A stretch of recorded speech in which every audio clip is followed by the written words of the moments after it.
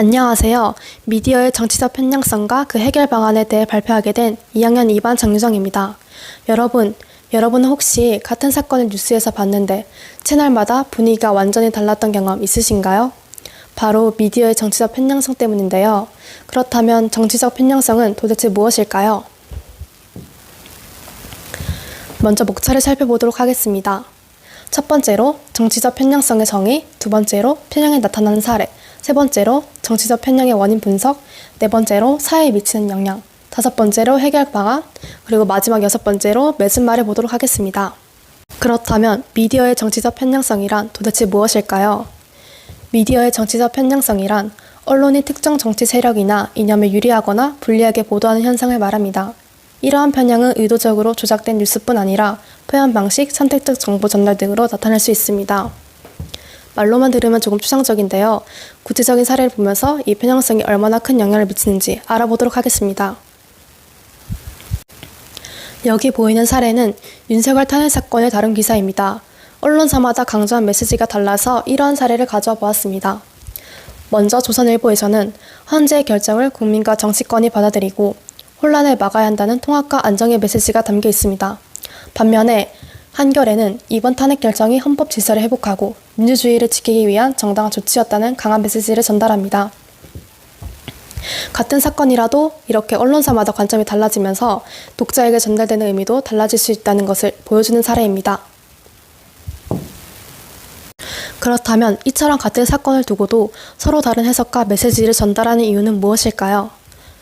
첫 번째로 자본 구조의 영향입니다.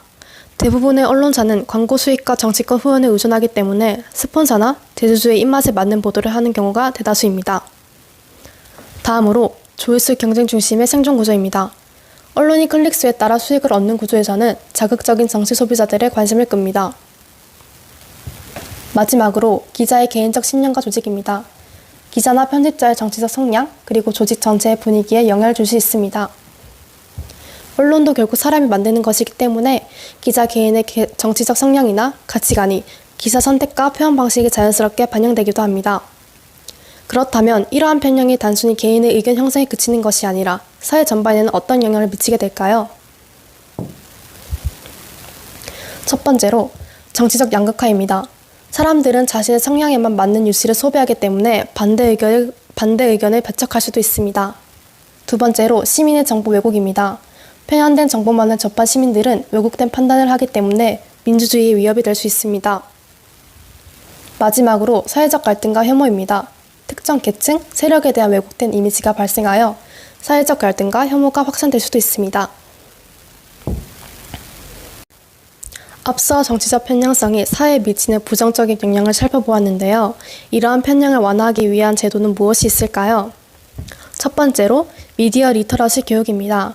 초중고 교육과정에서 비판적 뉴스를 분석하고 다양한 시각을 비교할 수 있는 훈련이 필요합니다. 두 번째로 개인의 정보 소비 태도 변화입니다. 하나의 언론만 보지 않고 감정적인 기사보다는 사실 기반의 보도를 찾는 노력이 필요합니다. 마지막으로 언론의 소비 강화입니다. 언론 스스로 공정성 기준과 윤리 규정을 강화하고 잘못된 보도에 대해서 처벌, 정정 제도를 도입해야 합니다. 마지막입니다. 미디어는 우리의 눈과 귀를 대신해주는 창입니다. 하지만 그 창이 안쪽으로만 열려 있다면 우리는 결국 진실의 일부를 보게 됩니다. 정치적 편향을 완전히 없앨 수는 없지만 그 영향을 최소화하고 스스로 올바른 판단을 하는 것이 중요합니다. 이상 2학년 2반 장유정이었습니다. 감사합니다.